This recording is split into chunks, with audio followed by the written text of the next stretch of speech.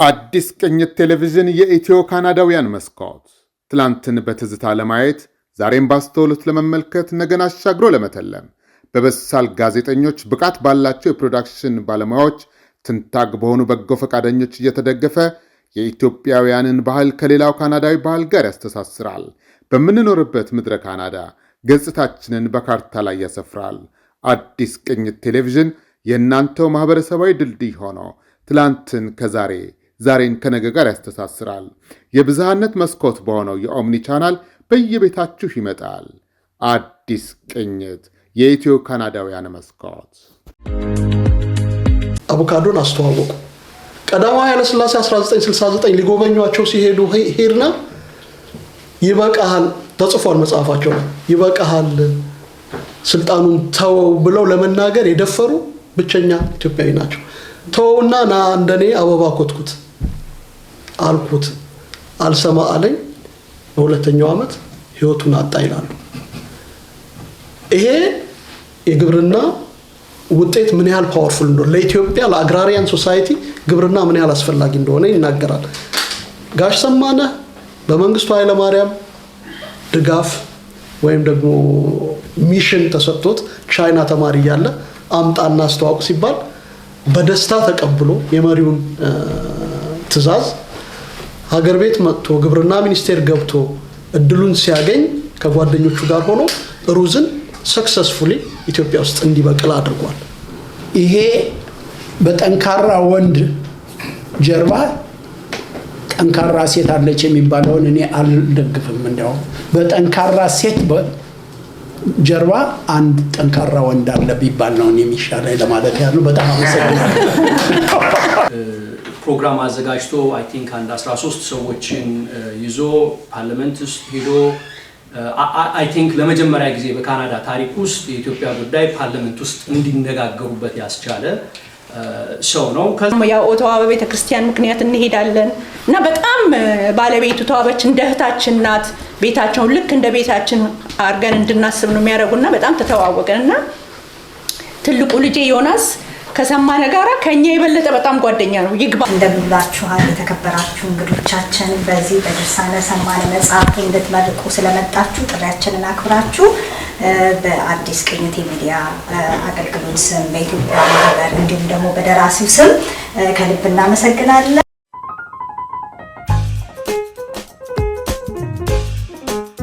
አሁን በማስቀድመው የብሔሪ ከተማ ምክር ቤት አባል የሆነውን አቶ ንጉሴ አዳሙን ነው። እንግዲህ አቶ ንጉሴ የብሔሪ ከተማ ምክር ቤት አባል ንግግር ያደርጉልናል። በነገራችን ላይ ብቸኛው ኢትዮጵያዊ ካናዳዊ የምክር ቤት አባል አቶ ንጉሴ የመጀመሪያ የሥራ ዘመኑን ፈጽሞ ዳግም ሊወዳደር በመሆኑ የተሰማንን ደስታ በእኔና በአዲስ ቅኝት ስም እየገለጽኩኝ በድጋሚ ድጋፋችንን እንድናደርግለት እጠይቃለሁ። በዚህ አጋጣሚ አቶ ሰማነ ጠበቃ ተክለ ሚካኤልና ሌሎች የንጉሴ ምርጫ ከደገፉ ቀዳሚዎቹ ናቸው። በክብር ጋብዛለሁ። ሁላችሁም ስላየኋችሁ በጣም ደስ ብሎኛል። በጣም I'm happy to be here. ጋሽ ሰማነ መጽሐፌን ስትጀምረውም አማክረኛል፣ ግን ላውንቹ ላይ እንድትገኝ ስትለኝ በጣም ደስ ብሎኝ ነው የመጣው። It's my honor የዚህ ታሪክም አካል ስለሆንኩኝ በጣም ደስ ብሎኛል። መጽሐፉን ስላላነበብኩት ብዙም በመጽሐፉ ላይ መሄድ አልችልም፣ ግን አንዳንድ ስለ ጋሽ ሰማነ የምሰጠው ቴስቲሞኒ ይኖራል። መጀመሪያ ከጋሽ ሰማነ ጋር የተዋወቅኩትኝ በጌታውን አማካኝነት ነው። ያኔ እንደውም ፖለቲካ ውስጥ አልገባሁም ነበር፣ ግን ከፖለቲከኞች ጋር እቀራረባለሁ እና በወቅቱ የኢትዮጵያ ጉዳይ ጥሩ አልነበረም። አንድ ሁለት ወዳጆቼ ጋር በማረገው ንግግር ደወሉልኝና ኦቶዋ ላይ መጣህ ለምን ለሆኑ ፓርላመንት አባሎች የኢትዮጵያን ሁኔታ አታስረዳም የሚል ጥያቄ ሲጠይቀኝ በወቅቱ እኔ ቢዚ ነበርኩኝ፣ መሄድ አልችልም ነበር፣ ግን ደግሞ ኦፖርቹኒቲውን ማለፍ አልፈልግም። እሺ አልኩኝ። ግን እዛ ላይ የሚቀርብ ሪላያብል የሆነ ፕሮፌሽናል የሆነ ይሄን ነገር ሲሪየስ አድርጎ ወስዶ ሊያቀርብ የሚችል ሰው ፈልግ ነበር። ኦቶዋ ላይ ኦንታሪዮ ላይ አዲስ ነኝ። አድ ኖ ኮኔክሽኑ አልነበረኝም። የማውቃቸው በጣም ጥቂት ሰዎች ናቸው። ሶ አይ ኮል ቱ ጌታውን እና ይሄን ነገር ሳማክረው በቃ ሃይሊ ሬኮመንድ ማድረግህ ሰው ቢኖር ጋሽ ሰማነ ነው። ዩ ኒድ ቱ ቶክ ቱ ሂም ማለት እና ደወልኩለት። the most highly professional እስከዛሬ ድረስ በጣም ከመመካባቸው ሰዎች ውስጥ ሆኖ ያገኘሁት ጋሽ ሰማነ ነው። it's not because ዛሬ ከጎኔ ስለተቀመጠ ሳይሆን ጥቂት ለማይባሉ ሰዎች ስለ ጋሽ ሰማነህ በግልጽ ተናግሬያለሁ እና ያንን ፕሮግራም አዘጋጅቶ አይ ቲንክ አንድ 13 ሰዎችን ይዞ ፓርላመንት ውስጥ ሄዶ አይ ቲንክ ለመጀመሪያ ጊዜ በካናዳ ታሪክ ውስጥ የኢትዮጵያ ጉዳይ ፓርላመንት ውስጥ እንዲነጋገሩበት ያስቻለ ሰው ነው። ከዛ በኋላ ስለ ታሪኩ ያወራን ስንመጣ አግሮ ኢንጂነሪንግ ነው ያጠናሁት። ኢትዮጵያ ውስጥ ሩዝ ማምረትን እንደማስተዋወቅ የጀመርነው እኛ ነን እና በጣም ፋሲኔት የሚያደርጉ ነገሮች ነገረኝ እና ከመሃል እምቦጭ የሚባል ታሪክ ተፈጠረ ባህር ዳር ላይ ሁላችሁም እንደምታውቁት እና ደውዬ ከጮህኩባቸው ሰዎች ውስጥ አንዱ እኔ ነኝ። ደወልኩለት። ጋሽ ሰማነ አንተ አግሮ ኢንጂነሪንግ ምናምን አጥንቻለሁ ትላለህ you are close to ለእንደዚህ አይነት ነገር እና ሰው አያውቀውም። እንዴት ተምረህ ከዛ አካባቢ መጥተህ ሰው በማያውቀው ነገር እንዴት እንዲያልቅ ዝም ብለህ ትጠብቃለህ? why don't you ምንድነው እምቦጭ ምንድነው? ለምንድነው በዚህ ጉዳይ ላይ የማትሳተፈው ምናምን ስለው again ሌላ ፕሮፌሽናሊዝም ነው ያሳየኝ። ንጉሴ give me 3 weeks ሌላም ሰው አንድም ሰው ደውሎልኛል። ከዛ ምን እንደሆነ ልምጣና እንትን ልበላለ within 3 weeks ዲቴል የሆነ ፕሮፌሽናል ጥናት እንዴት መከላከል እንደምንችል ምናምን ይዞ መጣ። ከዛ ደግሞ በጣም ኢምፕረስ ያደረገኝ ቴሌኮንፈረንስ ላይ ገብተን መሳሪያ ለመግዛትና ኦፍ ኮርስ ሁላችሁም ፓርቲሲፔት አድርጋችሁ ልከናል አንድ የእምቦጭ መንቀያ ማሽን። ሌላው ደግሞ የገረመኝ ምንድነው ቴሌኮንፈረንስ አድርገን እኔ ጋሽ ሰማነ ሌሎችም ሰዎች አሉ ቻይና ማኒፋክቸሪንግ ውስጥ ካለ አንድ ማርኬቲንግ ማኔጀር ጋር በምናወራበት ሰዓት ፕራይሱ $100,000 ነበር እና all of the sudden ውይይታችን እንግሊዝኛ ነበር። ጋሽ ሰማነ መሀል ላይ ቻይንኛ ጀመረ እና ማርኬቲንግ ማኔጀሩ በቃ ሲምፕሊ ቢካዝ ቻይንኛ ስለዋራ $20,000 ዲስካውንት ሰጣለሁ አለ እና ቬሪ ሊንጉስቲክ የሆነ በኔ ግምት ሁሉንም ቋንቋዎች እኩል መጻፍ መናገር የሚችል I hate to say this ብዙ የተማሩ ሰዎች አሉን ኮሚትመንት ግን ይጎለናል። በቃ የሆነ ጉዳይ ላይ እናወራለን ያ እንደዚህ ብታረቅ ምናምን እንባባላለን when we come to responsibility ላይ ግን ወደ ኋላ ነው የምንለው ብዙዎቻችን። ጋሽ ሰማነ የተሰጠውን ነገር በአግባቡ የሚወጣ ሰው ነው። ለዛም ትልቅ ክብር አለኝ። ከዛ ያንን ሳይ እና እኔ ምርጫ ውስጥ መግባት ፈልጋለሁ ብዬ ስነሳ ቲም ንጉሴ የሚል አንድ ኮሚቴ ፈጥሬ ነበር። ያንን እንዲመራልኝ የመረጥኩት ጋሽ ሰማነ ነው። with passion 100% genuine በሆነ ቀናነት ያን ቲም በጣም ፈጥኖ በማሰብ ራን አድርጎልኛል የካምፔኙን። እንደውም አንዳንድ ጊዜ ስቲል ኢሜሎቹ አሉኝ እንትን ሁሉ ይሰጠኝ ነበር። ጆርናሊስቶቹ በአጋጣሚ ይሄን ቢጠይቁ ገና እኮ አልተጠየቁም in the future ይሄን ብትጠየቅ መልስህ ይሄ ሊሆን ይችላል ብሎ አዘጋጅቶ ሁሉ ሰጥቶኝ ነበረ። ሶ በብዙ ውጣ ውረድ ውስጥ በብዙ መሳካት ውስጥ ጋሽ ሰማነ አልፏል። ቀላል አልነበረም። ስለ ቤተሰቦቹ ስለ አስተዳደጉ ስናወራ ከጋሽ ሰማነ ሰክሰስ ባሻገር እንደው የምገረመው ወላጆቹ ሁሉ ጊዜ ይገርሙኛል። ከቤተ ክህነት የመጡ ናቸው። ሪላቲቭሊ ምናልባት እንደማንኛውም የኢትዮጵያ ማህበረሰብ ግብርና ውስጥ ያሉ ናቸው።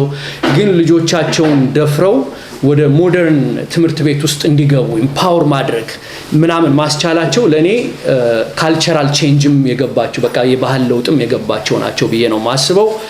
ሶ ሰክሰስፉል ሜሬጅ አለው። ለብዙ ሰው ትምህርት መሆን ይችላል። ልጆቹ ቬሪ ሃይሊ ፕሮፌሽናል የወጡ ናቸው። እና አይ ሆፕ ከዚህ የግለ ታሪክ ብዙ ወጣቶች ይማሩበታል ብዬ አስባለሁ። ጋሽ ሰማነ በጣም ትልቅ ስራን የሰራው wasn't easy። በጣም በጣት የሚቆጠሩ ኢትዮጵያኖችን የሚቆጩኛሉ።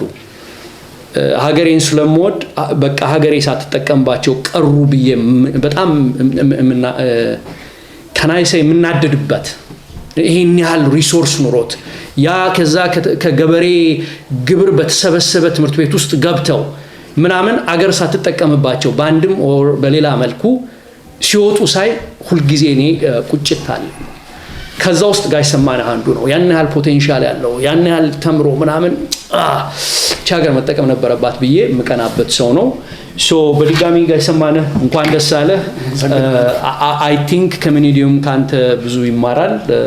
አዲስ ቅኝትም ይሄን ፕሮግራም ስላዘጋጃችሁ ሁላችሁም ስለመጣችሁ ከልብ አመሰግናለሁ። ኩላክ ጋሽ ሰማነ ታንክ ዩ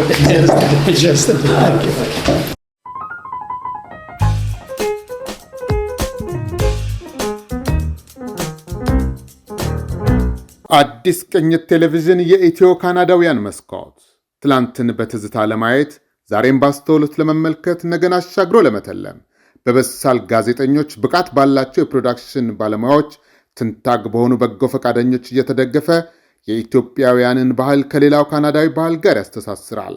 በምንኖርበት ምድረ ካናዳ ገጽታችንን በካርታ ላይ ያሰፍራል። አዲስ ቅኝት ቴሌቪዥን የእናንተው ማህበረሰባዊ ድልድይ ሆኖ ትላንትን ከዛሬ ዛሬን ከነገ ጋር ያስተሳስራል። የብዝሃነት መስኮት በሆነው የኦምኒ ቻናል በየቤታችሁ ይመጣል። አዲስ ቅኝት የኢትዮ ካናዳውያን መስኮት። አዲስ ቅኝትም ይህን ፕሮግራም አዘጋጅታችሁ እኛም ተገኝተን የመጽሐፉን ምረቃ በደስታ እንድናከብር ስላደረጋችሁን እግዚአብሔር ይስጥልን። ሰማነህን ያወቅኩበት ታሪክ ረጅም ነው። እኛ የምንኖረው መጀመሪያ እንደመጣን ኪንግስተን የሚባል ከተማ ነበር የምንኖረው እና ቤተክርስቲያን ኪንግስተን የለም እና ቤተክርስቲያን ለመሄድ ፈልገን መጀመሪያ እዚህ ቶሮንቶ መጣን ማርያም ለማየት ማለት ነው። ቤተክርስቲያን የት ነው ምናምን ብለን ከዛ መጀመሪያ ማርያም የመጣን ጊዜ ልጆቻችን ትንንሽ ነበሩ። ማርያም ላይ ሲነገር ሰማን። ነሐሴ ተክለ ሃይማኖት ኦቶዋ የሚባል ሀገር ይከበራል እና እዛ ሄዳችሁን ታከብሩ ተብሎ ማስታወቂያ ተነገረ ማለት ነው። እዚህ መተን ሰማን የመጀመሪያ የመጣን ጊዜ ማርያም። ከዛ በሳምንቱ ማለት ነው እዛማ አንቀርም ብለን ጎግል አድርገን በማፕ ነበር የዛን ጊዜ የሚካሄደው ተክለ ሃይማኖት ሄድን ማለት ነው። ከኪንግስተን ስናየው ቶሮንቶ ከመምጣት ወደ ኦቶዋ መሄድ ትንሽ ቀረብ ይላል ዲስታንሱና ቆንጆ ነው እና ከዛ በሳምንት እሁድ በተለይ በጋ ላይ መሄድ ጀመርን። ከኪንግስተን ኦታዋ እየነዳን ደርሶ መልስ ሰው አናቅም ምን አንልም ነበር እና ልጄ ትንሹ ሁለተኛው ልጄ 1 ዓመት ተኩሉ ነበር እና ናቲ ይባላል። ከዛ እናቴም ነበረች አንዴ ለማገዝ መታኛን ህፃን ስለነበሩ አሁን ቤተክርስቲያን ቁጭ ስንል ወንዶች በዚህ ሳይድ ሴቶች በዚህ ሳይድ ነውና ሰማነ ከኛ አንድ እንትን ኋላ በወንዶች ሳይድ ይቀመጣልና ናቲ ሁሉ ጊዜ እሱ ጋር ይሄድና ያቅፈዋል እና ቁልፍ ይሰጠዋል ምን ይለዋል ህፃን ሆኖ እና ስንሄድ በሳምንት እናቴ ጓደኛ መጣ ትለዋለች ሰማነን ስታይ ማለት ለናቲ ከዛ ናቲ ዞር ይልናይና ሮጦ እሱ ጋር ይንጠለጠላል። እኛ አንተዋወቅም ሰውም አናቅም እዛ ሀገር ማለት ነው። ደርሰን ብቻ እንሄዳለን። አሁን በዓል ምናምን ሲመጣ አዳር መኬድ አለበት እዛ እና ከነሱ ጋርም ተተዋወቅ ሌሎችም ሰዎች ተተዋወቅን። ለምን እኛ ጋር አድራችሁ በፊት እዛ ቄሱ ነበሩ የሚያሳድሩን እዛ ቤተክርስቲያን ንግስ ሲኖር ወይ ፋሲካ ምናምን ገና ሲኖርና እኛ ጋር አደሩ ምናምን ተዋወቅን። ብዙ ሰው ኦታዋ ውስጥ ቤተሰብ ሆንና እነሰማነህን ደግሞ በጣም ተተዋወቅንና እነሱ ጋር መሄድ ጀመርን። ቤተሰቦቹን ልጆቹን ማወቅ ጀመርን። ከዛ ናቲ እያደገ ሄደ። በቃ ጓደኛ ሆነ ማለት ነው የሰማነ እና ጓደኛዬ ነው የሚለው እሱ ራሱ እና አንድ ጊዜ ኪንግስተን እኮ ቅርብ ነች ለምን አትመጣም ምናምን ይለዋል ናቲ ሰማነህን ሁልጊዜ ስንሄድ ማለት ነው። በአጋጣሚ ሆኖ የእሱ የመጀመሪያ ልጅ ውዳሴ ሃይ ስኩል ስትጨርስ ኩዊንስ ዩኒቨርሲቲ ገባች ማለት ነው። አሁን ቅርርባችን በጣም እየጠበቀ መጣ። እነሱም ኪንግስተን ይመጣሉ ልጅቷ እዛ ስለገባች፣ እኛም ያው ኦቶዋ በቤተክርስቲያን ምክንያት እንሄዳለን። እና በጣም ባለቤቱ ተዋበች እንደ እህታችን ናት።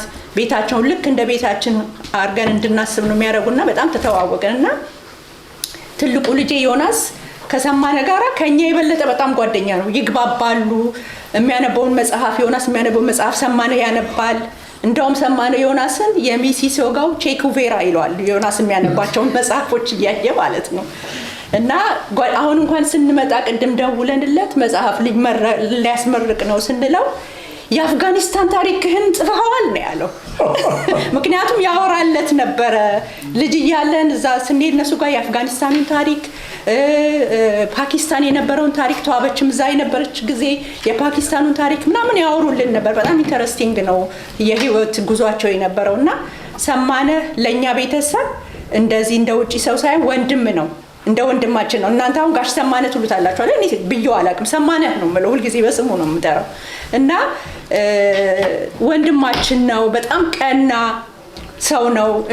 እኛን እንደውም ከዚህ ከቶሮንቶ ህዝብ ጋር እንድተዋወቅ በደንብ ያደረገኝ የእምቦጭ ፕሮጀክት ሲጀመር ቶሮንቶ ውስጥ አንቺ ነሽ መሆን ያለብሽ ብሎ ሲነግረኝ በጣም ነው የደነገጥኩት። እና የፈንድሬዚንጉን ለማካሄድ ማለት ነው ብዙ ሰው አላውቅም እኔ ሌላ ሰው በደንብ የሚታወቅ ብታረግ ምናምን ስለው ኖ ዌይ አንቺ አስተባብሪ፣ አንቺ መሆን አለብሽ ብሎ እኔ ላይ እንትን አለ። ግን እግዚአብሔር ይመስገን በጣም ቆንጆ ፈንድሬዚንግ አድርገን የእምቦጭ ማሽኑን ተገዝቶ እሱ ይዞ እዛ ድረስ ሄዶ አድርሶ ብዙ ነገር የተሰራበት ነው። እና እንደዚህ አይነት የኮሚኒቲ ስራ ላይ መስራት ጥሩ እንደሆነ ያስተማረኝ ወንድሜ ስለሆነ ከህዝቡም ጋር ያስተዋወቀኝ ወንድሜ ስለሆነ በዚህ አጋጣሚ በጣም ላመሰግነው እወዳለሁ አቶ ሰማነን ማለት ነው።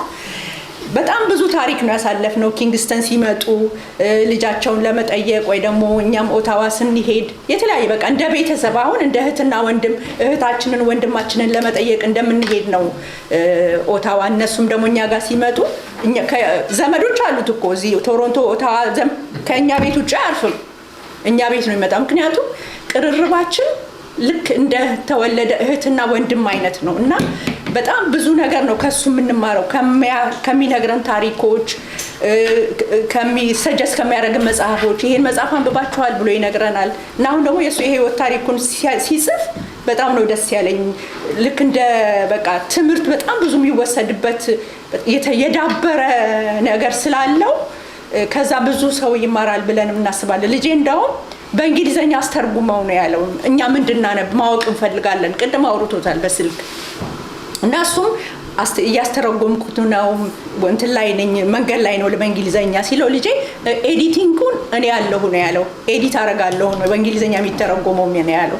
እና ለኛ ብቻ በአማርኛ ለምንናገረው ብቻ ሳይሆን እዚህ ተወልዶ ያደጉ ልጆችም ይሄንን የዳበረ የህይወት ታሪክ ያለውን የአገራቸውን ሰው መጽሐፍ ማወቅ አለባቸው። አማርኛ አሁን ተምረው ሊያውቁ አይችሉም። በአንድ ጊዜ ማንበብ መጽሐፍ ይናገራሉ ልጆቹ፣ ግን ታሪኩን በደንብ አንደርስታንድ አድርገው እንዲያነቡ በእንግሊዘኛም ተተርጉሞ እዚህ ያሉት ልጆቻችንም እንዲያውቁት እንዲያነቡት ያው መንገድ ላይ እንዳለ ሰምቻለሁኝ። እሱ ራሱ ትልቅ ነገር ነው። ስለሰማነ እንደዚህ ብዙ በአጭር ጊዜ ተናግሮን የምንጨርሰው ነገር አይደለም። በጣም የምናከብረው በጣም የምንወደው ቤተሰብ ሚስቱ ተዋበችንም በጣም እንወዳታለን። የእሷም እኮ ጥንካሬ ነው እሱን እዚህ ጋር የሚያደርሰው አይደለም። እሷ በጣም ትደግፈዋለች፣ በጣም ታከብረዋለች፣ በጣም እንትን ስለምታረገው ነው ይሄንን ሁሉ ነገር የሚያደርገው። ብቻውን ሊያደርግ አይችልም። የእሷ ትብብርም አለበት። ተዋበችንም በዚህ አጋጣሚ ልናመሰግናት እንወዳለን። እንወድሻለን ተዋበች፣ እግዚአብሔር ያክብርልን። ባለቤትሽ ይሄን የመሰለ የህይወት ታሪክ ጽፎ ስላቀረበልን እንድንማርበትም ስለሚያደርግልን እግዚአብሔር ይስጥልን፣ እናመሰግናለን። ከዚህ በላይ እንግዲህ መናገራችንም አመሰግናለሁ። በጣም አመሰግናለሁ። እግዚአብሔር ይስጥልኝ፣ እግዚአብሔር ያክብርልኝ። ሁልጊዜ አንድ የሚባል ነገር አለ እኔ ማላምንበት። በነገራችሁ ላይ አም ኤ ግሬት አድቮኬት ኦፍ ዘ ኢማንሲፔሽን ኦፍ ዊሜን ራይት። ይህንንም ያደረግኩት ወደ ዩኤን እንድገባ ያደረገኝ ይኸው ነበር እና ቅድም ያነሳውላችሁ ተኮላ ደጀኔ የሚባለው ሚኒስትር ኤፍኤኦ ዘ ሮል ኦፍ ኢትዮጵያን ዊሜን ኢን አግሪካልቸር ዲቨሎፕመንት የሚል ወርክሾፕ ሐዋሳ ላይ ይካሄዳል እና አጥንተህ ፔፐር እንድታቀርባለህ እሺ አልኩኝ። ከዛ ያንን ጥናት አካሂጄ በ4 ወር ውስጥ አዘጋጀሁልክ። እሱ ቅድም አሳይንመንት ስለ እምቦጭ እንደሰጠኝ ማለት ነው። እነዚያ ላይ አንድ ነገር ተናገሩ። የሴቶቻችን በእኔ ትንሽ ጥናት የኢትዮጵያ ገበሬዎች ከ13 ሰዓት እስከ 15 ሰዓት ይሰራሉ የሚል ነው። ዛት ወዘ ቦተም አርጊመንት ፎር ሚ እና ይሄን ያህል ነው የሚሰሩት። ነገር ግን እኛ ወንዶች ግን በጣም እንጨቁናቸዋለን። እንደው በሁሉ ነገር የምንጨቁናቸው ናቸው። እንደው ለምሳሌ ልንገራችሁ በምግብ እንኳን እንዴት እንደምንጨቁናቸው እና በኢትዮጵያ ትልቁ ክብር ያለው ምግብ የዶሮ ወጥ ነው እና በሀገራችን ዶሮ ወጥ ታቀርብለታለች ለባሏ። ባለም ቁጭ ብሎ እየበሉ እንትን እያሉ ከፍሬው አምጪ ይላታል። ነገሩ በጣም ሲምፕል ሊመስላችሁ ይችላል። ነገር ግን በጣም አስተማሪ ነው። እንዴት ትራንዚሽን እንዳደረገ እንትን ለማለት ነው። እና ጉሮሮ ትለዋለች። አይ የሴት ወይዘሮ አንቺ ነሽ ብይ ይላታል። ትቀጥልና ክንፍ ልስጥ ትለዋለች። አይ ክንፍ ያክነፍንፍ አንቺ ነሽ ብይ ይላታል። መላላጫ የወንድ አብላጫ እኔ ነኝ አምጪ ይላል። አጭሬ እኔ ነኝ ለእኔ ስጪኝ። ስጋ ያለውን በሙሉ ለራሱ ያስቀራል። ስጋ የሌለውን ፓርት ደግሞ ለሷ። እስከዚህ ድረስ ነው ብዬ ስናገር ወደ 250 ሰው ነበር። አም ኖት ኤግዛጁሬቲንግ። አዋሳ ላይ ኢንተርናሽናል ወርክሾፕ ነው። ተኮላ ደጀኔ ፊት ተቀምጧል እንደዚህ። ያ ህዝብ ብድግ አለና በቃ just so great ምናምን ያን ጨረስ። ከዛ ከወጣን በኋላ የኤፍኤኦ ፕሮግራሙን የምታካሂደው የነበረችው ሴትዮ you should apply ለዩኤን አሁን አፕላይ ማድረግ አለብህ አለች። በዛ እና ይሄ በጠንካራ ወንድ ጀርባ ጠንካራ ሴት አለች የሚባለውን እኔ አልደግፍም። እንደው በጠንካራ ሴት ጀርባ አንድ ጠንካራ ወንድ አለ ቢባል ነው የሚሻለው ለማለት ያለው። በጣም አመሰግናለሁ። በጣም አመሰግናለሁ ዶክተር ሙሉ። አሁን ተራው የተክሌ ነው። ተክሌ በአክብሮት ወደ መድረክ ጋብዛለሁ። አቶ አለሙ አጋ የሶስተኛ ዓመት ዩኒቨርሲቲ ትምህርቱን ጨርሶ ለአንድ ዓመት የማስተማር አገልግሎት በቡልቂ ሁለተኛ ደረጃ ትምህርት ቤት በጊዜያዊ አስተማሪነት ተመድቦ ሲያስተምር ተዋወቅን። ሲበዛ ደግ ቅንና የእግዚአብሔር ወዳጅ በመሆኑ በሁሉም ዘንድ ተወዳጅ ሲሆን ከሱ ጋር የሚጣላ ቢኖር ከራሱ የተጣላ መሆን አለበት እያልን ስለ መልካም ሰውነቱ እናወራለን። በበገና ብቃቱ ተወዳዳሪ አልነበረው። ዝማሬውን ሲያሰማ ሁሉም በጸጥታና በአንክሮ ያዳምጠዋል። በገናው ከመንፈሳዊ መልእክቱ ባሻገር ቅላጼው ሁለመናዬን ይስበኝ ስለነበረ የበገና ዝማሬ ስሰማ ቡልቂና አለሙ አጋ በአንድነት ይታወሱኛል። በ2019 ካናዳ ሳገኘው ተደሰቱ። አለሙ ከበገና ጋር ያስተዋወቀኝ ጥሩ ጓደኛዬ ነው። የአገልግሎት ጊዜውን ጨርሶ ወደ ዩኒቨርሲቲ ሲመለስ ቡልቂ አውሮፕላን ማረፊያ ተሰናበቱት። የእሱን ፈረግ ተከትዬ መስሪያ ቤቴ ባደረገልኝ ጥሪ መሰረት ለዴንማርክ ጉዞ ዝግጅት ቡልቂን ተሰናብቼ ለአራተኛ ጊዜ አዲስ አበባ ገባሁ። ከዚህ በኋላ ቡልቂን ተመልሼ ባላያትም የበገና ትዝታውን ግን በፍጹም አልረሳውም ይላሉ። አሁን ደግሞ ወደ አፍጋኒስታን ወስዳቸዋለሁ። አፍጋኒስታን ለ8 ወራት ነው መሰለኝ ሰርቷል አቶ ሰማነ። ኤንድ በፋርስ ውስጥ ያጋጠመዋል። አንድ ደግሞ በመወገር የተገደሉ ሰዎች ታሪክ አለ። ከአንድ ዓመት በኋላ ታሊባን ካንዳሃርን ሊቆጣጠሩ ነው የሚል ዜና በሰፊው ሲወራ ሰንብቷል። በሙጃሂዲን በረሃል በአስተዳደር የተሰላቸው ህብረተሰብ የታሊባንን መምጣት በጉጉት እንደሚጠብቅ በጉል ይሰማ ነበር። የከተማውን አስተሳሰብ የተረዳሁትን ያህል የገጠሩን ስሜት እኩል ሳልተረዳው ለማወቅ ጉጉቱ ነበር። ታሊባን ወደ ከተማዋ ከመግባታቸው በፊት እኔና የዓለም ምግብ ፕሮግራም ድርጅት ኃላፊ ዜግነቱ ሶማሊያዊ ነው ወደ ገጠር ለዳሰሳ ቅኝት ያላስተርጓሚ ወጣል። በየትንበት አካባቢ ሁሉ የእርሻ ማሳዎች አይነ ህሊናችን እስኪዝል በዕፀ ፋርስ ተሸፍነው አገኘ ነው። ጥቂት እንደተጓዝን አንድ ገበሬ በዕፀ ፋርስ ማሳው መሃል ሆኖ የተክሉን ፍሬ በስለት እየበሳ ሲያደማ ስላየን ለማዋራት ተጠጋ ነው። ከእርሻው ዳር ቆመን ገበሬውን ከሰላምታ ጋር በጨዋታ መልክ ማነጋገር ጀመር። ሰላምታ ተለዋወጥን። ሳንጨርስ በእንግሊዝኛ ማንነታችንን ሲጠይቅ የተመድ ሰራተኛ እንደሆነ ገለጽለት። ቆጣ ባለ ድምፅ ይህን ከመኪናችሁ አርማ ማወቅ እችላለሁ፣ ሀገራችሁ የት ነው ሲል ጠየቃል። የተመድ ሰራተኛ ዓለም አቀፍ በመሆኑ የትውልድ ሀገር መንገድ ስላላስፈለገ ስንዴ በማምረት ፋንታ ለምን ዕፀ ፋርስ ታመርታለህ? ምርቱ በተመድና በዓለም የተወገዘና የተከለከለ ነው ብዬ በቀጥተኛ ጨዋታ ተፈታተንኩት። ሰውየው የዋዛ ስላልነበር ሀገራችሁን ከነገራችሁኝ ለምን እንደማመርት እነግራችኋለሁ ሲል መልሶ ፈተነን። ቀደም ብዬ ከኢትዮጵያና ከሶማሊያ እንደሆን ነገርኩት። አሳ ጎርጓሪ ዘንዶ እንዲሉ ሀገሮቻችሁ ድሃ መሆናቸውን ስለማውቅ ወገኖቻችሁ ከድህነት እንዲላቀቁ ይህን የዕፀ ፋርስ ዘር ወስዳችሁ ስጡና ከድህነት ታደጓቸው ብሎ አስደነገጠን። በድንጋጤያችን ሳይረበሽ ተመድና አሜሪካ ዕፀ ፋርስ እንዳናመርት የፈለጉት በሁለት ምክንያቶች ነው ማለት። አንደኛው ድሃ አገራት ከድህነት እንዲላቀቁ አይፈልጉም፣ ምክንያቱም ድሆችን እንደፈለጉ መጋለብ ስለሚያስችላቸው።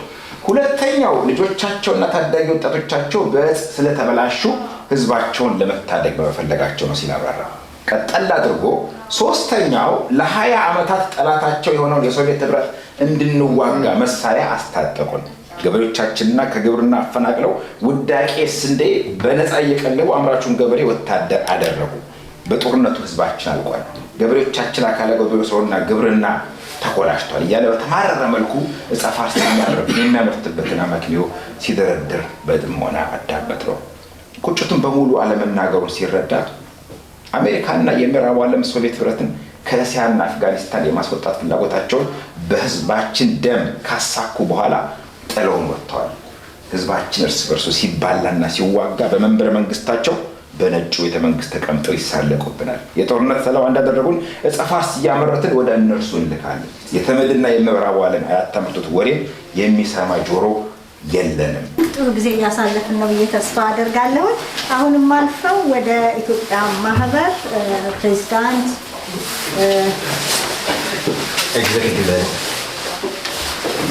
ፕሬዝዳንት ራሄል የህዝብ ግንኙነት እመቤት መኮንን በጣም ነው የማመሰግነው። እርስዎ ሊበል አንተ ባዳ እንዳላረግ አንተ እኩል ነው ሽቶ ልክ ነው። አመሰግናለሁ። አንተዋወቅም ስለዚህ ሰማን ይባላል። እመቤት መኮንን ይባላል። ዛሬ በዚህ በመጽሐፍ ምረቃ ላይ እንግዲህ የመጀመሪያዬ ነው የሚሆነው ወደ ኢትዮጵያ ማህበር የህዝብ ግንኙነት ኃላፊነት ወስጄ ከመጣሁና ደስተኛ ነኝ። ክብር ይሰማኛል። እግዚአብሔር ይስጥልኝ። ብዙ ጊዜ እኔ ስለራሳቸው የህይወት ታሪክ በተለይ ኢትዮጵያውያን ሲጽፉ በጣም የምደሰተው ሰው እንዴት ስለራሱ ያወራል ከሚል ማህበረሰብ ነው የወጣ ነው።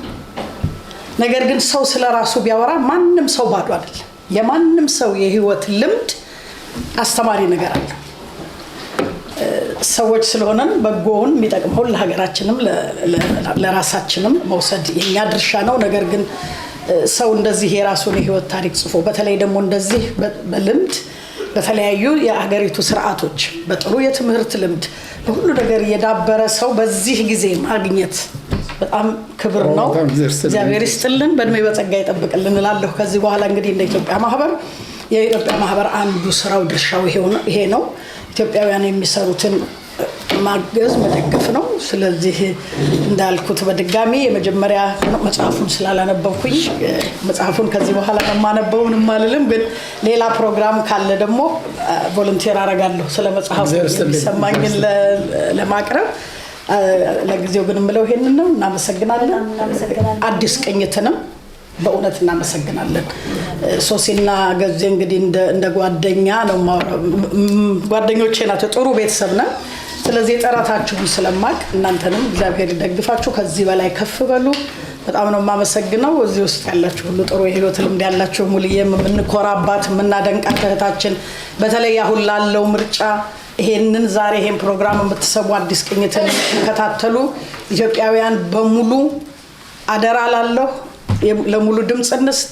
ታሸንፍ። ካሸነፈች በኋላ ደግሞ ይዘናት ለቃለ መጠይቅ እንቀርባለን። እንደ ኢትዮጵያ ማህበር የህዝብ ግንኙነት ቃል እገባለሁ። ይሄንን እናርግ። ሙሉ ስታሸንፍ ኢትዮጵያዊነት ያሸንፋል። አቶ ሰማነ ሲታወቁ ኢትዮጵያዊነት ይታወቃል። እንደዚህ ይሄንን አንድ ላይ እናድርግላለሁ። እግዚአብሔር ይስጥልኝ።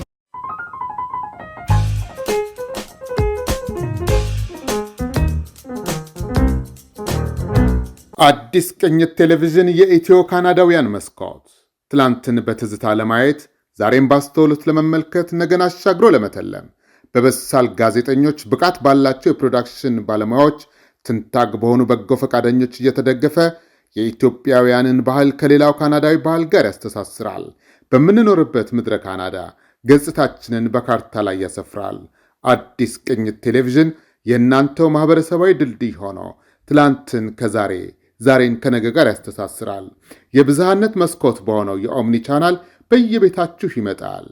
አዲስ ቅኝት የኢትዮ ካናዳውያን መስኮት። በጣም አመሰግናለሁ አክብራችሁ የተገኛችሁትን ሁሉ። ቅድም ብዙ ጥሩ ነገሮች ተወያይተናል። እግረ መንገድ ጋሽ ሰማነ ሁል ጊዜም ለመማሪያ ምክንያት ይሆነናል። ከመጽሐፉ በተጨማሪ ሌላም ውይይት እንድናደርግ ምክንያት ሆነናልና ሆፕፉሊ ወደፊት ነገሮች እንደሚለወጡ እምነቴ ነው። ይህንን የመጽሐፍ ፕሮጀክት በተመለከተ ጋሽ ሰማነ ጋር እንዴት ጀመር ነው የሚለውን ጄኔሲሱን እንደው ትንሽ መናገር የሚያስፈልግ ይመስለኛልና አዲስ ቅኝት ሁሉም ቦታ ሪች ያደርጋል። ኦታዋም በጣም ብዙ ደጋፊዎች አሉ። በተለይ ጋሽ ሰማነ በዋና ጸሐፊነት የሚያገለግልበት እና የቦርድ አባል የሆነበት የኢትዮጵያውያን የአዛውንቶች ማህበር የሚባል አለ በኦታዋ። በጣም በርካታ ሲኒየር ኢትዮጵያውያን ያሉበት ነው፣ በተለያየ ሙያ በትልልቅ ደረጃ የደረሱ እና ያ ማህበር ሌላ ጓደኛ አለችን፣ ጋዜጠኛ ነች። ሺ ኢዝ አ ቬትራን ጆርናሊስት ኢዚአ ከእናቶ በዓሉ ግርማ ጋር ቀደም ባለው ዘመን የሰራች ብዙ መጽሐፎችን የጻፈች ነች። አይናለም ተበጀ ትባላለች። የጋሽ ሰማነህም ጓደኛ ነች እና አይናለም ሶሲ የምታካሄደው የጀመረችው የስነ ጽሁፍ ሳሎን የሚባል መድረክ አለን። የዋትስአፕ ግሩፕ ነው። ከ100 በላይ ደራሲዎች አባል የሆኑበት ነው። እሷም የዛ አባል ነች እና ይህንን ትነግረዋለች ለጋሽ ሰማነህ ይመስለኛል። እና አንድ ቀን የእነሱ ማህበር ወጣቶችን ለማስተማር ስለ ባህላቸው ለማስተማር አንድ መድረክ ያዘጋጃል እና ስነ ጽሁፍን በተመለከተ አንተና ሶስና አቅርቡልን ብለው ጋበዙን ማለት ነው። ስለዚህ በተሰጠን ኃላፊነት መሰረት የኢትዮጵያ ስነ ጽሁፍ ምን ይመስላል የሚል ኦቨርቪው ነው፣ እንደው ጥናትም ባይባልም አካሄዱን፣ ትሬንዱን፣ እነማን ደራሲዎች ነበሩ በየዘመኑ የተነሱ ምን ስራዎች ሰሩ የሚለውን አዘጋጅተን ቨርቹዋሊ ነው ያቀረብነው። በአካል አልሄድንም። ለወጣቶቹ ያንን አቀረብን እና ደስ አላቸው፣ ምስጋና ጻፉልን እና በዛ እንግዲህ የተቀራረብን ኢንተርቪው ካደረኩትና ከፐርሰናል ውቂያችን ውጪ ነው ይሄ በተጨማሪ ቀጠልን እና አንድ ቀን እንደዚህ አይነት ኦቶባዮግራፊ አለኝ እና እንደው ብታዩልኝ ደስ ይለኛል አለ። ከዛ ማኑስክሪፕቱን ላከልኝ፣ አየሁት። ኢትስ አ ወንደርፉል ጽሁፍ ነው።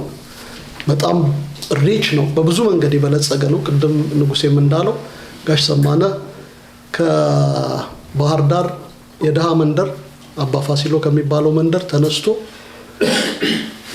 በተለያዩ ሌቭሎች አልፎ የዩናይትድ ኔሽን ሰራተኛ ሆኖ ያንን ሰክሰስፉሊ አሳክቶ በአፍጋኒስታን ከዛ በቻይና 9 ዓመት ተምሮ በመጨረሻ ካናዳ መጥቶ ካናዳም እንደዚሁ ሰክሰስፉል ህይወት የመራ ሰው ነው።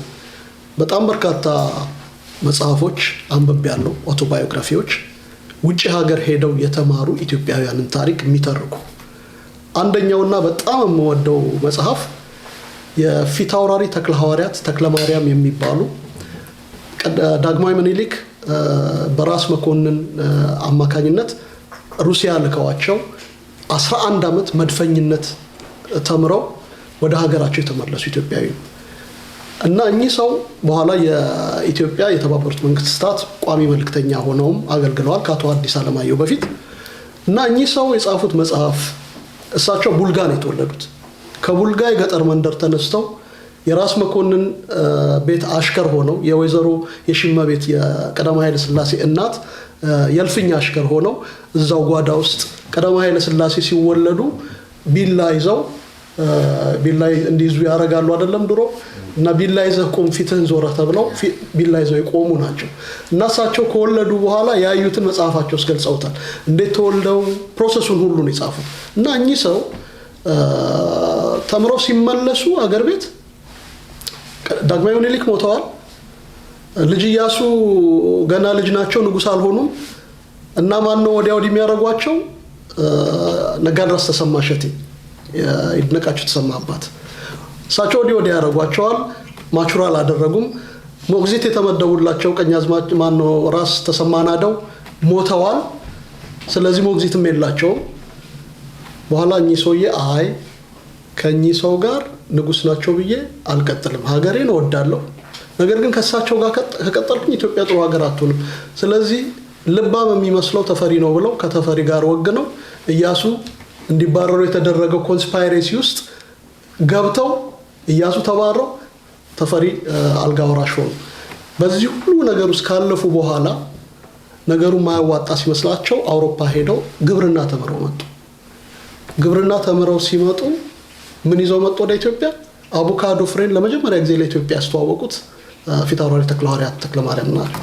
ሂርና የሚባል ሀረር ነው እንትናቸው የነበረው። ሂርና ላይ መጀመሪያው ፍሬ ተከሉ። አሁን አቮካዶ ኤቭሪዌር ይበቅላል። ጋሽ ሰማነህ ደግሞ በደርግ ዘመን በሌላ ሴቲንግ ቻይና ተልኮ እንዴት ሄደ የሚለውን መጽሐፉን ስታነቡ ታገኙታላችሁ። ቻይና ሄደ 9 ዓመት የአዝረት ሙያ ተማረ፣ ስለ አዝረት አጠና። እዛ እያለ ተማሪ እያለ ኮሎኔል መንግስቱ ኃይለማርያም ቻይና ሊጎበኙ ሲመጡ አግኝተውት አናግረውት ጨብጠውት ምን ተማርክ ብለው ጠይቀው አደራም ሰጡት ማለት ነው። ሩዝ ኢትዮጵያ ውስጥ መጥቶ ኢንትሮዲውስ እንዲሆን ሚሽኑን የተቀበለው ከኮሎኔል መንግስቱ ኃይለማርያም ነው። ኮሎኔል መንግስቱን ያደንቃል ጋሽ ሰማነህ፣ በጣም ያደንቃል። ብዙዎቻችን ኮሎኔል መንግስቱን የምናደንቅበትም የምንነቅፍበትም ነገር አለ እንደ ሀገር መሪ። ጋሽ ሰማነህ ያደንቃል። ሌሎች በሱ ዘመን የነበሩ ደግሞ ግብርና ውስጥ የነበሩ ሰዎች ደግሞ ኮሎኔል መንግስቱን ልክ እሱ የሚያደንቀውን ያህል የሚነቅፉ እውቀት የሌላቸው ብለው ደግሞ የሚነቅፉ አሉ። አንዱም ልጠይቀው የምፈልገው በኋላ ላይ እሱን ነው እጠይቀዋለሁ። ግን እሱ ምን አደረገ? እንደ ባለሙያ ሩዝን አምጥቶ ኢንትሮዲውስ አድርጎ ወሮታ ላይ የመጀመሪያዎቹን የፓይለት ፕሮጀክቶች ሰክሰስፉሊ አካሂዶ ሩዝ ኢትዮጵያ ውስጥ መብቀል እንደሚችል ያረጋገጠ ባለውለታ ባለሙያ ነው። ስለዚህ ለዚህ ትልቅ ሪስፔክት ልንሰጠው ይገባል። ብዙዎቻችን ጋሽ ጸጋዬ እንደሚለው ቃላዊ ነን፣ አፋዊ ነን፣ ፊደላውያን ነው የሚለው አይደለም አንተሽ ጋሽ ጸጋዬ ፊደላውያን ነን፣ which is የተግባር ሰዎች አይደለንም። ጋሽ ሰማነህ ግን የተማረውን ቲዮሪ በተግባር መለወጥ የቻለ ባለሙያ ነው። ስለዚህ ለሀገሩ ትልቅ ውለታ ውሏል በብዙ መንገድ። ዝርዝሩ መጽሐፍ ውስጥ አለ። ለማንኛውም መጽሐፉ በዚህ መንገድ ኤዲት ተደርጎ ፕሮፌሽናሊ እንዲታተም አድርገናል። የህትመት ስራውን ያደረግነው ደግሞ እዚህ ነው። የኛው ብቸኛው ማተሚያ ቤታችን ጣና ማተሚያ ቤት ነው ያተመው። ጣና ማተሚያ ቤትን እና ነብዩን መላከን በዚህ አጋጣሚ ላመሰግን ወዳለሁ። ከኔ ጋር አዲስ ቅኝት የኤዲቶሪያል ቲም ውስጥ ያሉ እያንዳንዱን ስቴፕ ከጋሽ ሰማነህ ጋር የተነጋገርን የሰራነውን ባለሙያዎች በጠቅላላ ላመሰግን ወዳለሁ። አዲስ ቅኝት የእናንተን ታሪክም ወደፊት እንደዚሁ ከጻፋችሁ ኤዲት በማድረግ ካልጻፋችሁ ደግሞ እንዲጻፍ በማድረግ ሌሎችም ትልልቅ ኢትዮጵያውያን ስላሉ በተለያየ ሙያ ላይ የተሰማሩ የእነሱንም ታሪክ ለማውጣት ዝግጁ መሆኑን በዚህ አጋጣሚ ለመግለጽ ወዳለሁ። እቺን ካነበብኩ በኋላ ወደ ጥያቄና መልሳችን እንመጣለሁ። ጋሽ ሰማነህ ድርሳነ ሰማነህ በተሰኘው መጽሐፍ ላይ የቀረበ አጭር ዳሰሳ። የአቶ ሰማነህ የህይወት ታሪክ መጽሐፍ ተራ የግለሰብ ታሪክ አይደለም። የአንድ ሰው የህይወት ጉዞ ሳይሆን የትውልድ ማስታወሻ ነው። የሀገር መዝገብ ነው። ከገጠር የኢትዮጵያ ክፍል ተነስቶ እስከ ዓለም አቀፍ መድረክ የደረሱ የሚያጋሩት ህያው የትውልድ ማስረጃ ነው። መጽሐፉ አንድ ግለሰብ በችግር ውስጥ ተፈትኖ እንደሚያድግ ያሳያል። ከወላጆቹ የተጀመረው ታሪክ ወደ ልጅነት ተረኮች ያቀናል። የትምህርትና የተማሪ ቤት ትግል፣ የፖለቲካ ግፍ፣ የእስር ቤት ጥላ፣ የውጭ ሀገር ተሞክሮ፣ የዲፕሎማሲ ዓለም፣ የጦርነት ቀጠናዎች፣ የሰብአዊ ድጋፍ፣ የሃይማኖትና የማህበረሰብ አገልግሎትና መሰል ታሪኮችን በአንድ ህይወት ውስጥ ያስቃኝናል። ህይወት ረጅም መንገድ ናት፣ ሰው ግን በሚያልፍበት መንገድ ይታወቃል የሚባለውን አባባል በድርሳነ ሰማነህ መጽሐፍ ውስጥ ተመስክሮ እናገኘዋለን። የመጽሐፉ ትልቁ ጥንካሬ የታሪኩ ስፋት ነው።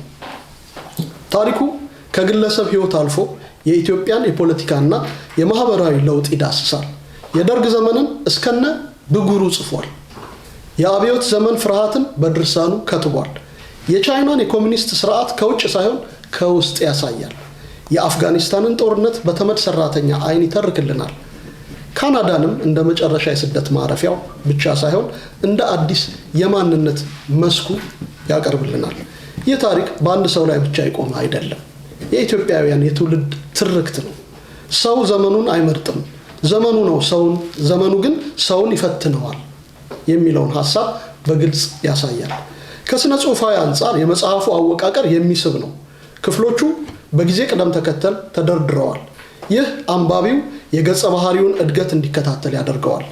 ከረዳት አልባው ወሊድ እስከ በካናዳ ፓርላማ የሚደርሰውን ጉዞ የማንነት ሽግግርን በጥልቅ ያሳያል።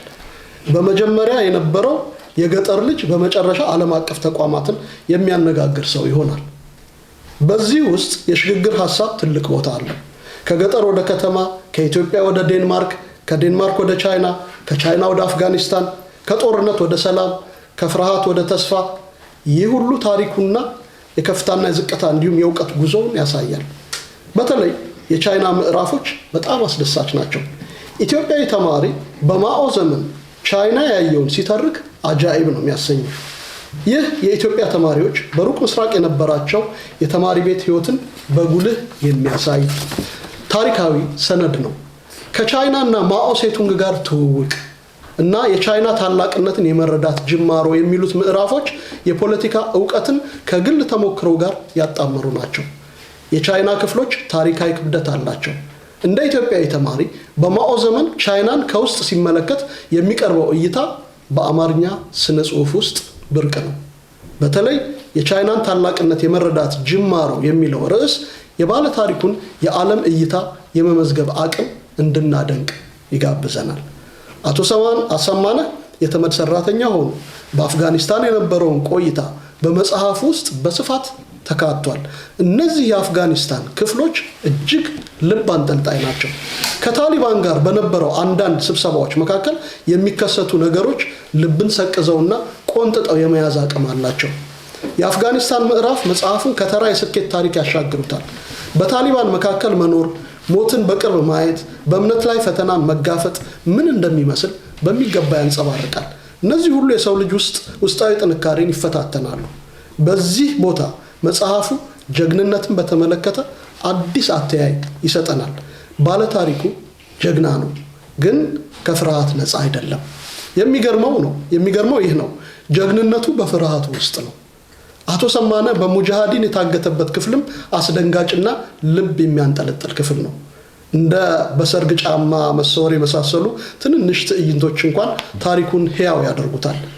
በዓለም ፖለቲካ መካከል የቆመ ሰው ውስጣዊ ስሜትን ያሳያል። መጽሐፉ በክፍል በክፍል ማየት ለሚፈልግ እጅግ ብዙ ቁም ነገሮችን ማለት ይቻላል።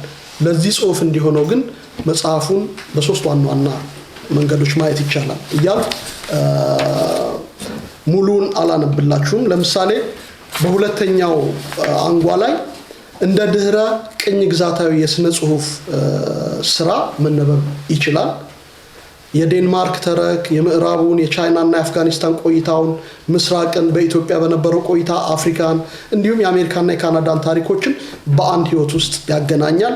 የባህል ግጭትን፣ የማንነት ጥያቄን፣ የስደት ስነ ልቦናን ያቀርባል። መጽሐፉ ድህረ ቅኝ ግዛታዊ ስነ ጽሑፍ አተያይ ለመተንተን ሰፊ እድል ይሰጣል። ባለታሪኩም በምዕራብና በምስራቅ መካከል ይጓዛል። ከነጮች ጋር ያለው ግንኙነት፣ በቻይና ያገኘው አዲስ የዓለም እይታ፣ በተመድ ያለው ዓለም አቀፍ ልምምድ፣ እነዚህ ሁሉ አንድ አፍሪካዊ ራሱን በዓለም ላይ እንዴት እንደሚያይና እንደሚያሳይ ምሳሌ ይሆናል። ይህንን ጽሑፍ ሙሉውን በዌብሳይታችን ላይ ስለምናትመው ሙሉውን ከዛ እንድታነቡ ጋብዛችኋለሁ። ነገር ግን ጋሽ ሰማነህን አሁን ልጠይቀው ወደ ተዘጋጀሁት እኔም እንደ አንባቢ ማለት ነው እንደ አርታኢ ብቻ ሳይሆን እንደ አንባቢም የተፈጠሩብኝ ጥያቄዎች አሉ። እነዚህን ጥያቄዎች ላቀርብለትና እሱ የሚለውን ልሰማ እወዳለሁ። ጋሽ ሰማነህ በቅድሚያ እንኳን ደስ አለ ለማለት እወዳለሁ። አመሰግናለሁ። እግዚአብሔር ይስጥልኝ። በኦታዋ ታትሟል መጽሐፍ፣ በኦታዋ ተመርቋል። ሰኞ ዕለት በጣም ደማቅ ነበረ። በጣም በርካታ ሰዎች የተገኙበት ነው። ልክ ባህር ዳር እንደማስመረቅ ቁጠሩት ኦታዋ ማስመረቁን። እዚህ ደግሞ አንድ ባህር ዳር የሚኖር ሰው አዲስ አበባ መጥቶ በእንግድነት ሊያስመርቅ ሲል የሚኖረውን አይነት ክራውድ አድርጋችሁ ቁጠሩት። ለነገሩ አሁን እየሞላ ነው። ጥሩ ነው። ጋሽ ሰማነህ ልጠይቀው የምፈልገው ነገር መጀመሪያ በስኬት ታሪኩ ላይ ነው።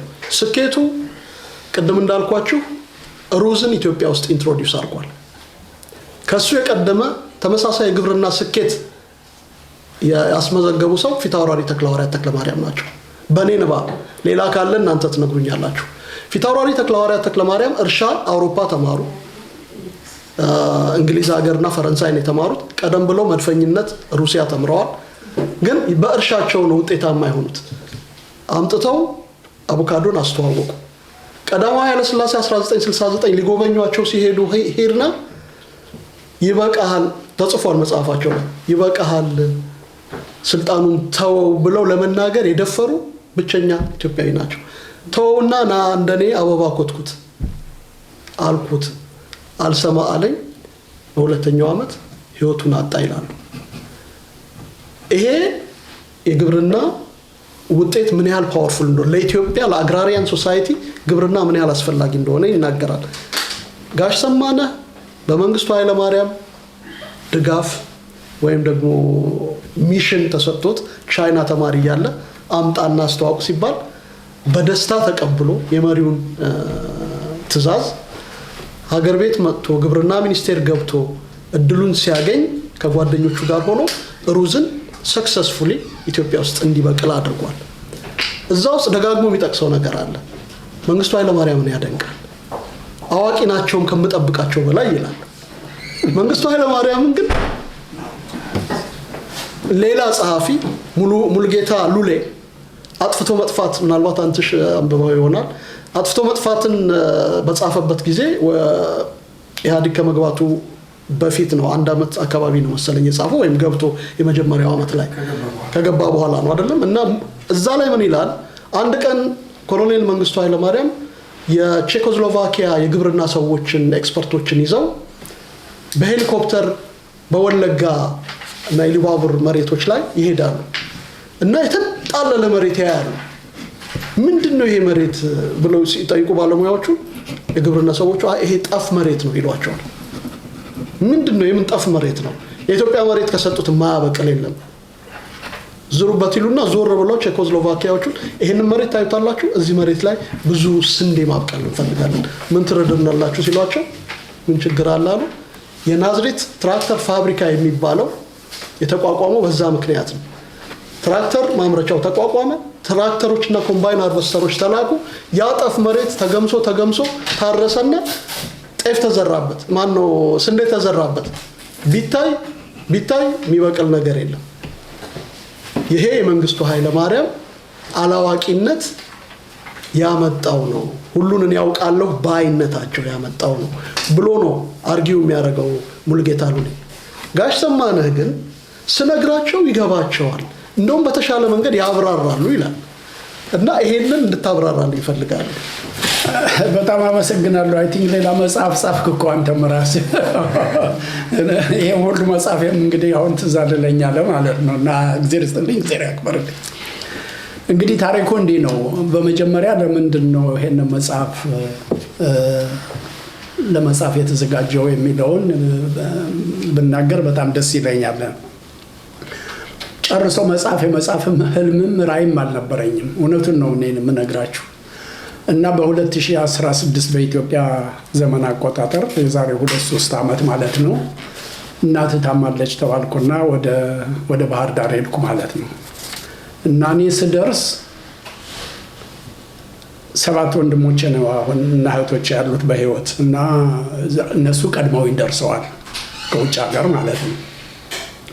እና ልክ እንደደረስኩ ከኤርፖርት ፒክ ሲያደርጉኝ እናታችን አትናገርም እንዳትደነግጥ ምናምን አሉ። ትንሽ ኢሞሽናል የሚያደርግ ነገር። ልክ እኔ ስገባ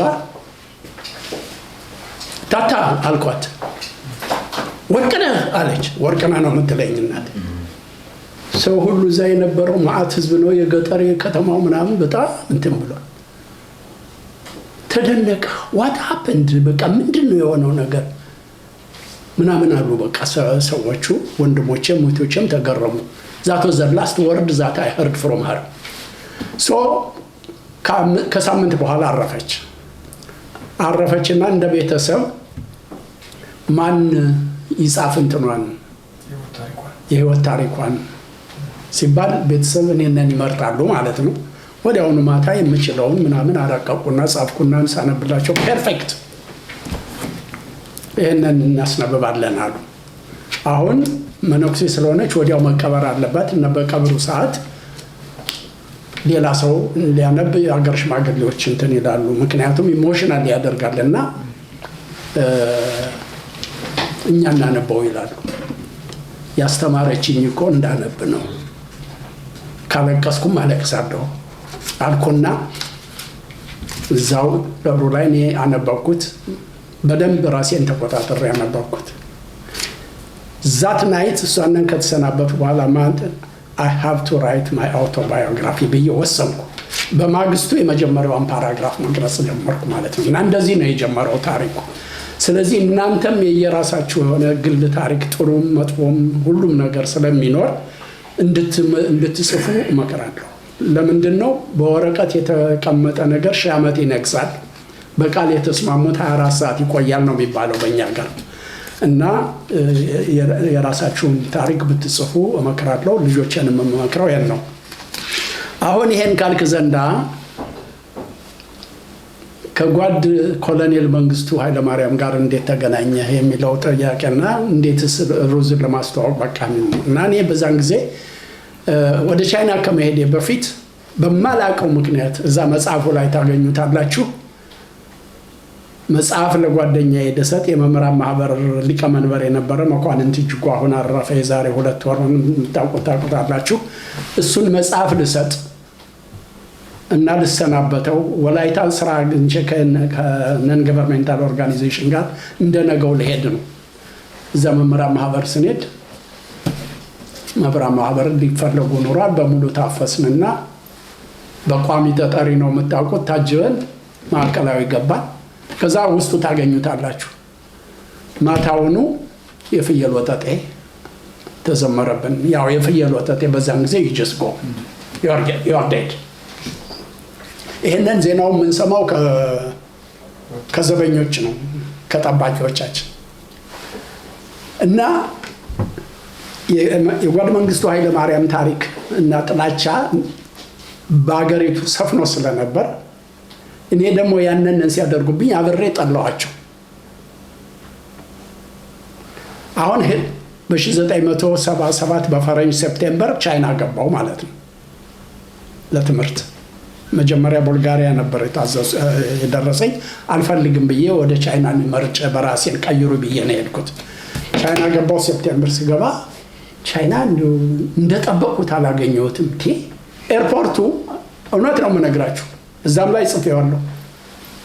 ቦሌ ኤርፖርት ምስጋና ይንሳው በዛን ጊዜ በ1977 በፈረንጅ ነው ከተማ ውስጥ ስገባ ትልቁ ፎቅ 10-11 ይሄ በእንዲህ እንዳለ እዛ ገባሁ፣ መማር ጀመርኩ።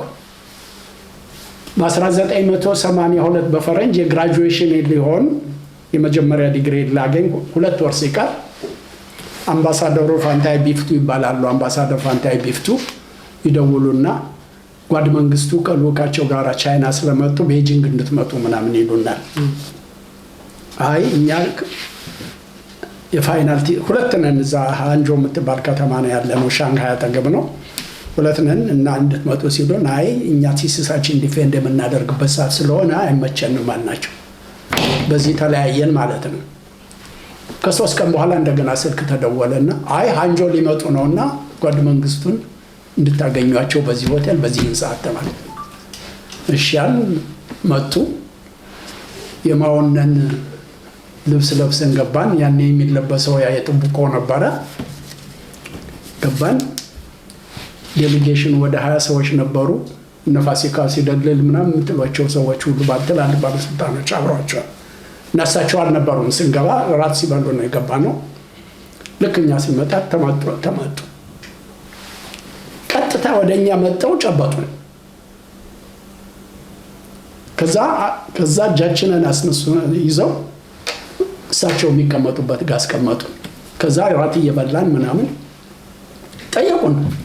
የመጀመሪያው ጥያቄ የጠየቁን ወደ ሀገራችሁ ትመለሳላችሁ ወይ ነው። የአንድ ሀገር መሪ እንዴት ነው ልጆቹን ወደ ሀገር ትመለሳለህ ብሎ የሚጠይቀው ብለን ውስጣችን በጣም ተገረምን ማለት ነው። አዎ እንመለሳለን። ምን ችግር አለባችሁ ለመመለስ ምናምን? ምንም ችግር የለብንም፣ ግን መጽሐፍት ይዘን ለመሄድ ምናምን ትንሽ ኤክስፔንሲቭ ሆኖብናል ምናምን አለን። አምባሳደሩን አዘዙት የኢትዮጵያ አየር መንገድ በነፃ ይዞላቸው እንዲሄድ። አሁን ይሄንን ተውና አሉ፣ ምንድን ነው ከዚህ ሀገር የተማራችሁት? ምንድን ነው ለኢትዮጵያ ሰንቃችሁ ራዕይ የምትሉት? አይ እኛማ እንደዚህ ነው እንደዚህ። ቻይና ራሷን በምግብ መቻሏ በጣም የሚያስደንቀን ነገር ነው። የቻይናን አግሪካልቸር ኢትዮጵያ ላይ ሪፕሊኬት የሚደረግበትን መንገድ ነው እኛ የምናስበው። በተለይ ሩዝን ለማስተዋወቅ እንፈልጋለን አልናቸው ማለት ነው።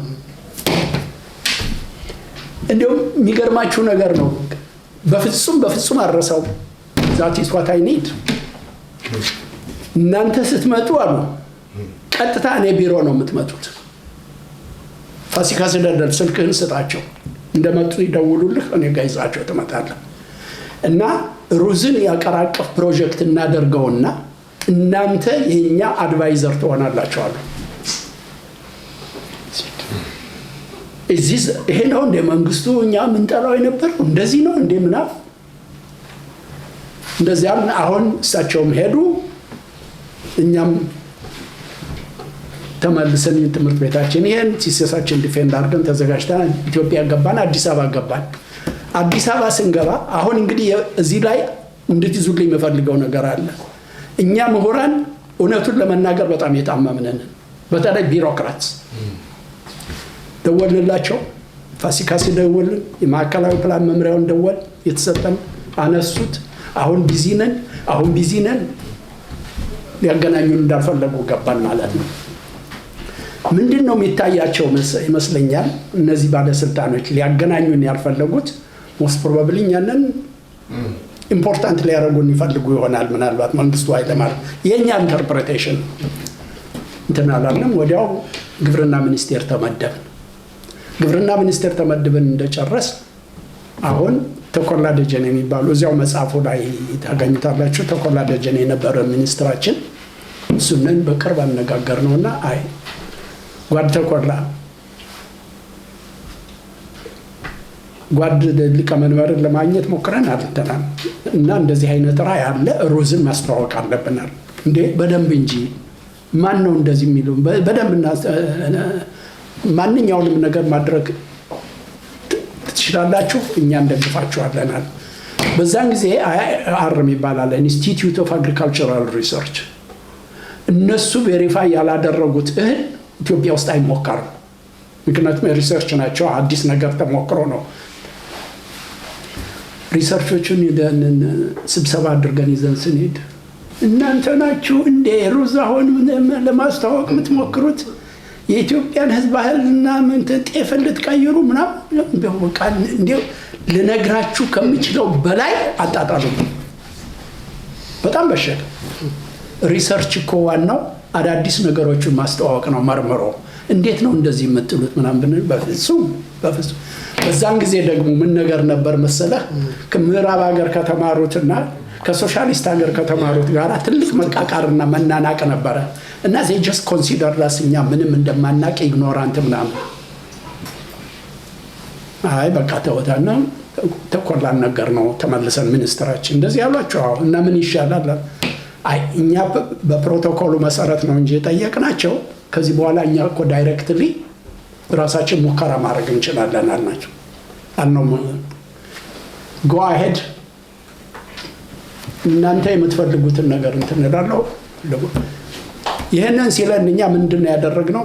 ካዳስትራል ሰርቬይ የሚባል ነገር አለ፣ ካርታ ነው እና የኢትዮጵያ መልክዓ ምድር የአግሪካልቸሩ እንትን በሙሉ በካርታ እንትን ተብሎ የትኛው መሬት የትኛው አየር ንብረት የትኛው አካባቢ ለሩዝ እንደሚስማማ ምናምን ሁሉ ያሳያል ማፕ። ያንን አስመረጥ። ሲመረጥ በመጀመሪያ ደረጃ የወጣው ማነው? ከካዳስትራል ሰርቬው ወረታ ላይ እኛ እየተመላለስ ከአዲስ አበባ መስራት ጀመርን ማለት ነው። እንግዲህ ወረታ it's about 590 ኪሎሜትርስ ከአዲስ አበባ እና በየሁለት ወሩ ይሄን አሁን ገበሬዎቹን ጠየቅናቸው። እንደዚህ ያስበናልና በእናንተ ማሳ ላይ እንሞክረው ሩዝ አልናቸው። እና ሩዝ ሁለት አይነት እንትን ያለው አንደኛው በሬንፌድ ራይስ አለ፣ አንደኛው ደግሞ ኢሪጌትድ ራይስ። እና እኛ ሬንፌዱን ነው የፈለግነው ምክንያቱም ኢሪጌሽን ብዙ ስላልነበር። ገበሬዎች እኛ ልንሞክረው ፈቃደኞች ነን፣ ግን ጤፍ ዘርተን የምናገኘውን ገንዘብ ሉዝ ልናደርግ እንችላለን ሲሉ አይ ግራ ገባን። ምናደርገው አሁን ተኮላ ጥሩ አለቃ፣ አሰሪ አለቃ፣ ቀናይ አለቃ በጣም ጥሩ ነው። ተኮላን ስናማክረው ምን ታያቸዋል? አይ የሰዎቹ ጥያቄ የገበሬዎች ጥያቄ የኢኮኖሚ ጥያቄ ነው፣ ትክክል ናቸው። እኛ እንደምንገዛቸው ጋራንቲ እንስጣቸው ብልና ሜሞራንደም ኦፍ አንደርስታንዲንግ ከቀበሌ ገበሬ ማህበሩ ጋር እንፈርማለን። ጓ ሄዳለን እኛ በማርኬት ዋጋ እንገዛቸዋለን አለን። ግርማ ኢፍ መሸጥ ካልቻለ እሺ አሉ። ተሞከረ። ሲሞከር ልነግራቸው አልችልም። 35 እስከ 40 ኩንታል ነው ያገኙት። አምስት ገበሬዎች ይመስሉኛል ያን ይወስድ ፐር ሄክታር በሄክታር ነው የምነግርህ። ጤፍ ስንት እንደሆነ ታውቃላችሁ? 10 በሄክታር 10 ኩንታል ካገኘ ያሬ ጉድ ገበሬ። አሁን ተመረተ የሚገዛው ጠፋ። በዚህ አካባቢ ያለው ወረታ ታውቁታላችሁ። ወረታ ባህር ዳር አጠገብ፣ ከባህር ዳር 40 ኪሎ ሜትር ወደ ጎንደር ነው። ስለዚህ ያው እኛ በሜሞራንደም ቃል ገብተናል አይደለም? ምን አልነው ማለት ነው። አሁን እንግዲህ ጓድ መንግስቱን የማደንቅበትን ለመጣላችሁ ነው። ሰጀስት ስናደርግ ምንድነው በአካባቢው ያሉ ሆቴሎች ውስጥ ሩዝ ምግብ ይሸጣል። ስለዚህ ሆቴሎች ተገደው እንዲገዙ ይደረጋሉ። አሁን ለተኮላ ይሄንን ስንነግረው ማለት ነው ለሚኒስትሩ አይሄማ ትልቅ የፖሊሲ ጥያቄ ነው የሚሆነው እና ጓድ መንግስቱን እናነጋግራቸው ይላል። ጓድ መንግስቱ ሲነገሩ የስ ግቢት ሩዝ እኮ ከሌላ ጋር ይገዛል፣ ለምንድን ነው የማይገዛው ተብሎ መመሪያ ተጻፈ። ከዛ ሆቴሎች ገዙ። ከአንድ ዓመት በኋላ መልሰው ሲያመርቱ ገበሬዎቹ ራሳቸው ናቸው የሸጡት። አሁን ወረታ ብትሄዱ፣ አሁን ሄጄ ነበር የዛሬ 4 ዓመት። you just feel so proud እና ሩዝን እኔና ጓደኛዬ ነን ያስተዋወቅ ነው የመጀመሪያዎቹ። እና እንደዚህ አይነት ታሪክ አለን። ከዛ በኋላ የድርጅት ፕሮግራም የምታውቁት ታውቃላችሁ፣ በደርግ እንትን ያለ ነው። ሁላችንም ወደ ገጠር እንድንወጣ ተደረገ። አዲስ አበባ ያለ ባለሙያ በሙሉ በአዋጅ እና እኔ ባህር ዳር ያዝረት መምሪያ ኃላፊ ሆኜ ቡድን መሪ ሆኜ ነበር የተመደብኩት። እና ፓዌ ሰፈራ ተቋቁሞ ነበር። አሁን ፓዌ የወዛንደራውን ኮንትሮል እኛ ነን ከወሎ ከትግራይ የሚመጡትን ሰዎች ያሰፈርንበት። እንደዚህማ ከሆነ እኛ የጣና በለስ ፕሮጀክት አለ፣ ኢሪጌሽን አለ፣ እሱንን እዛ እንሞክረዋለን። 2000 ሄክታር ላይ መንግስቱ መጡ። ልነግርህ አልችልም እንዴት እንደተስማማው ሩዙ። በቃ just feel so proud። መንግስቱ መጥተው ሲያዩት በቃ እንዲህ ነው የዘፈነው ሰውዬው። እና አገሩን ይወዳል፣ ጥሩ ሀሳብ አለው። የድርጊት ፕሮግራሙን ስናቀርብለት እኛ ከምናውቀው በላይ የጻፍነው፣ እኔ ጸሐፊ ነበርኩ። የድርጊት ፕሮግራሙ የግብርና 150 ፔጅ ነው የጻፍነው፣ ትዝ ይለኛል። በ3 ቀን ውስጥ ጠጥቶት ነው የመጣው መንግስቱ አይደል። እንደዚህ አይነት ጥሩ ኳሊቲ ያላቸው ሰዎች ናቸው። የስ በሌላ በኩል ደግሞ ብዙ እንትን አላቸው እና እንደዚህ አይነት ነገር አለ። አመሰግናለሁ። በጣም ቆንጆ አድርገህ ነው የመለስከው። ፊታውራሪ ተክለ ሐዋርያትን ድጋሚ አመጣለሁ። በተለያየ ዘመን ላይ ያሉ መሪዎች የተለያየ አይነት ሪስፖንስ አላቸው ለተማሩ ሰዎች፣ በተለይ ውጭ ሀገር ተምረው ለመጡ ሰዎች። ፊታውራሪ ተክለ ሐዋርያት ሲመለሱ መጀመሪያ ያገኙት ዳግማዊ ምኒልክን ነው። ታማዋል፣ ተምረው መጡ 11 ዓመት። ከዛ ምን ብለው ነው የሚጠይቋቸው? ምን ተምረህ መጣ ሲሏቸው መድፈኝነት ይላል። መድፈኝነት ምን ይሰራል? ገበየው ሞቷል፣ ባልቻ አለ፣ ምን ያህል ይፈጃል መድፈኛውን ዘመናዊ አድርጎ አንተ በተማርከው መንገድ ለማደራጀት ይሏቸዋል። አይ ጌታ ይሄንንማ አጥንቼ አስቤ ልመልስ ይላሉ። እሺ ጊዜ ወሰድና መልስ ይሏቸዋል። ሄደው መጥቶ አይ ቲንክ 5 ሚሊዮን ጠገራ ብር ያሏቸው ይመስለኛል። አይ እሱ ይቅር እና እንዲሁ ዝም ብለህ በምክር አገልግለን አሏቸው። ቀዳማዊ ኃይለ ሥላሴ ሲመጡ እሳቸው ምኒልክ አርፈው ቀዳማዊ ኃይለ ሥላሴ ሲመጡ ምን አሏቸው? ጭሮ የምትባል ከተማ ሐረር እሷን ሞደርን ለማድረግ እንደ ፓይለት ፕሮጀክት ከተማዋን በአርባን ፕላኒንግ ዲዛይን አድርጌ ምናምን ውሃውን፣ ከተማውን፣ ገበያውን ዲዛይን ላርገው። ምን ያህል ይፈጃል? ይሄን ያህል ይፈጃል በላርገው ይሏቸዋል። ከዛ እሱን ይሰራሉ። ሰርተው ሲነግሯቸው መጨረሻ ላይ ስሙን ማን ልበለው ሲል ጭሮ እንዳትለው አሰበ ተፈሪ በለው ያሉት ተፈሪ መኮንን ናቸው። ግን በኋላ ይጣላሉ። የሚጣሉት በምንድን ነው? አሽከርሁን አንተ ሰው ሁሉ እየመጣ ገንዘብ ይጠይቀኛል፣ አንተ ገንዘብ አትጠይቀኝም። ምን ሆነን ሀብታም ስለሆንክ ነው? አይ እኔ በሰራሁበት መኖር ነው የምፈልገው፣ ገንዘብ አልፈልግም ይላሉ ፊታውራሪ። በዚህ ቂም ይዙባቸውና ያስሯቸዋል። እና እኚህ ሰውዬ ምን ይላሉ? እኔ አሽከር የምሆነው ለሀገሬ ነው፣ ለመሪ አይደለም። ሎሌነቴ ለኢትዮጵያ ነው እንጂ ለተፈሪ አይደለም፣ ወይም ለቀዳማዊ ኃይለ ሥላሴ አይደለም ይላሉ። ጋሽ ሰማነህ ደግሞ በደርግ ዘመን መጣና ይሄንን አድርጋሉ። አይ ቲንክ መንግስቱ ለእሱ እንድትታዘዝለት አይመስለኝም የፈለገው አይመስለኝም። ግን በመንግስቱ ጊዜ ሌላ ችግር መጥቷል። እንደ ጋሽ ሰማነህ አይነት የተማረ ሰው ለውጥ ለማምጣት ሲፈልግ ካድሬ የሚባል ነገር መጥቷል። አሁን እሱ በዚህ ዘመን ያለውን ቻሌንጅ ከካድሬዎች ጋር ነው የሚያያይዘው። መንግስቱን አይወቅስም። ችግር የሚፈጥሩት ካድሬዎቹ ናቸው፣ አላሰራ ያሉን ይላል። ዛሬም ክሌም የሚደረገው እሱ ይመስለኛል። ተመሳስሎ አለው የደርግ ዘመንና ያሁኑ እና የካድሬዎቹንና የመሪዎቹን ቻሌንጅ እንዴት ነው የምትገልጸው? ኢትስ ቨሪ ኢንትረስቲንግ አክቹዋሊ ያነሳው እና ቅድም እንዳልኩት አገር አቀፍ ድርጊት ፕሮግራም ይዘጋጅ ነበረ እና ያኔ አዲስ አበባ ግብርና ሚኒስቴር ነው የነበርኩት እና እኔ የዛ የግብርና ሚኒስቴርን የድርጊት ፕሮግራም የግብርናውን ሴክተር ጸሐፊ ሆኜ ኮሚቴ ተቋቁሟል። በመምሪያ ኃላፊ ነበር የሚመራው፣ እኔ ጸሐፊ ነበርኩ እና የከተሞች ሁሉ የድርጊት ፕሮግራሙ አባል ነበሩ እና አዲስ አበባ ከተማ ራሱ የግብርና ምንድነው የከተማ የጓሮ አትክልት የግብርና ሰብል ምናምን ዝግጅት እንዲያደርጉ ይጠየቅ ነበር። አሁን እየሮጠ መጣ የአዲስ አበባ ኢሰፓኮ አንደኛ ጸሐፊ ማን ነው?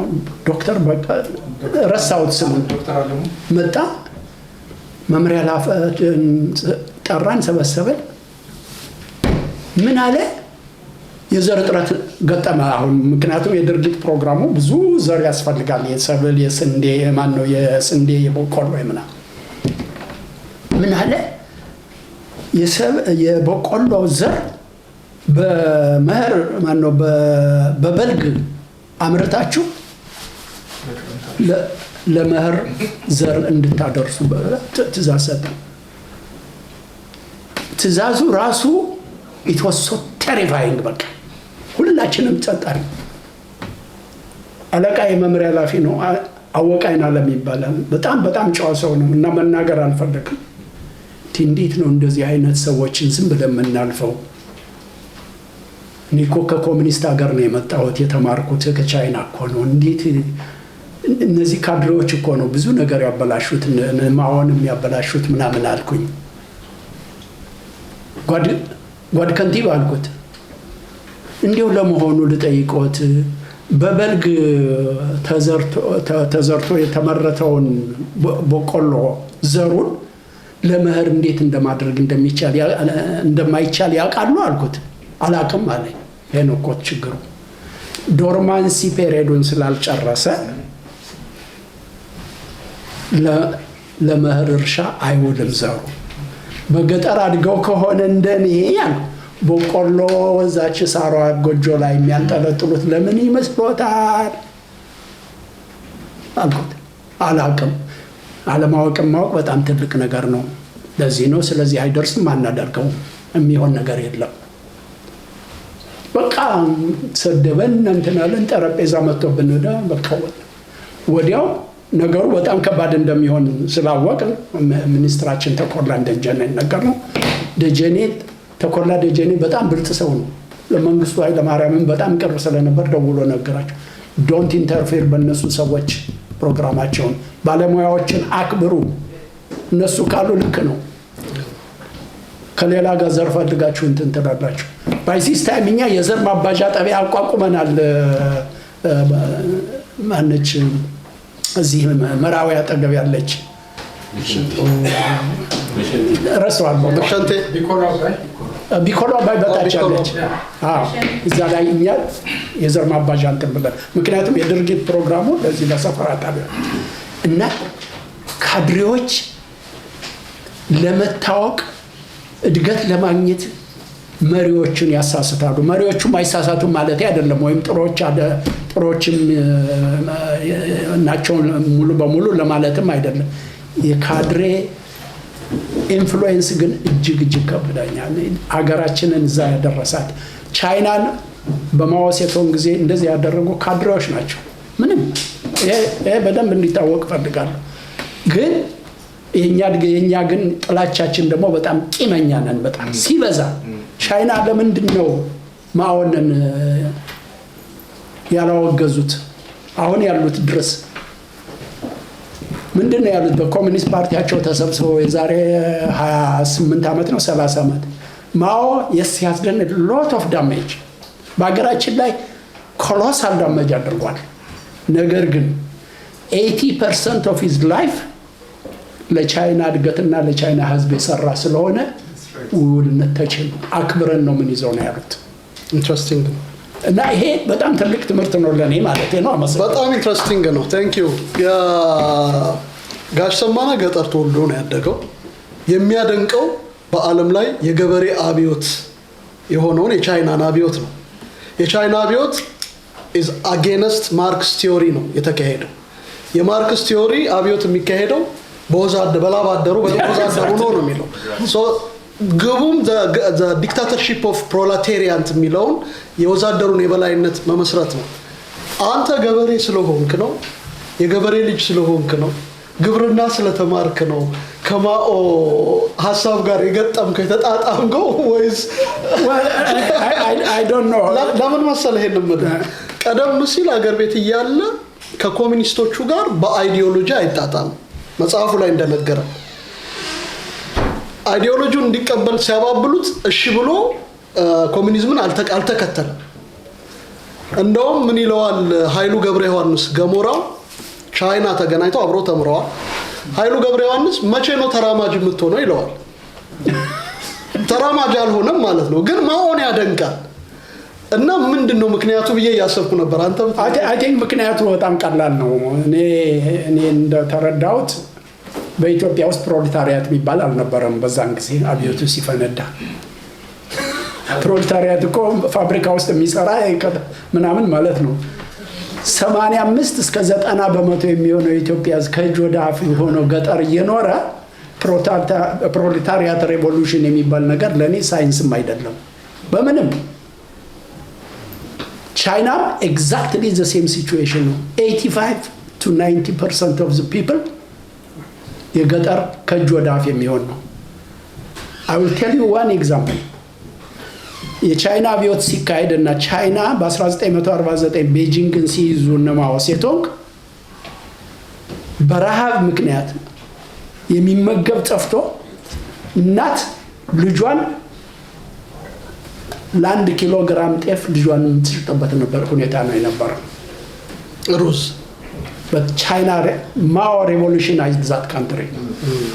He said, agrarian reform.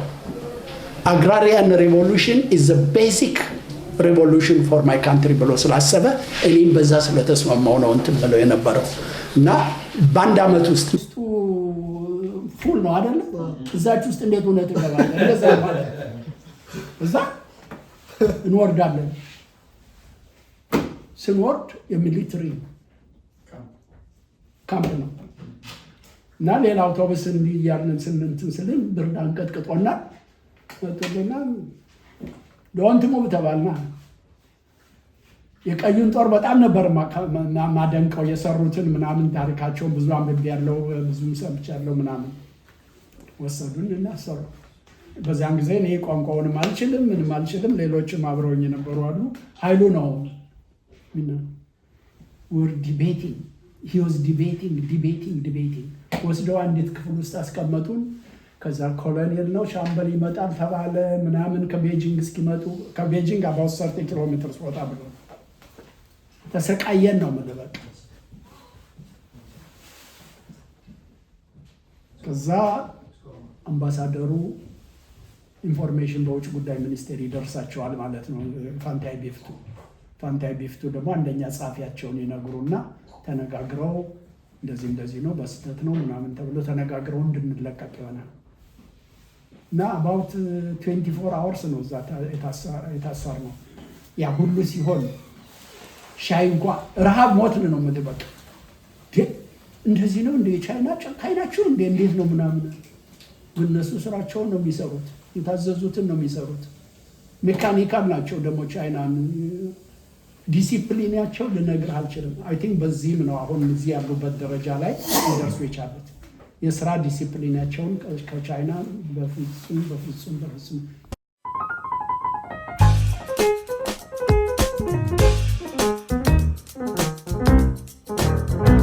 አዲስ ቅኝት ቴሌቪዥን የኢትዮ ካናዳውያን መስኮት የተመድ ዓለም አቀፍ ሕግ በደነገገው መሰረት ሴቶች፣ ህፃናት፣ ልጆችና ቤተሰቦቻቸው የጤና፣ የትምህርት፣ አልሚ ምግብ፣ ንጹህ የመጠጥ ውሃ የመሳሰሉት ለሁሉም ያለ ልዩነት ለማድረስ ባለድርሻ አካላትን እየቀሰቀስኩ በማስተማር የጥብቅና ስራ ሰርቻለሁ። መጀመሪያ ከሙጃሂዲን ጋር በኋላም ከታሊባን ጋር በትብብር ስሰራ በቆየሁበት ጊዜ ፈተናው ከባድ ነበር። የልማት ሰራተኛና ሰብአዊ እርዳታ ለሚያቀርብ ዓለም አቀፍ ድርጅቶች ከአክራሪ እስልምና እምነት ተከታይ ከሆኑት የታሊባን አስተዳዳሪዎች ጋር በሚሰሩበት ጊዜ የሚገጥሟቸው ብዙ ችግሮች ነበሩ።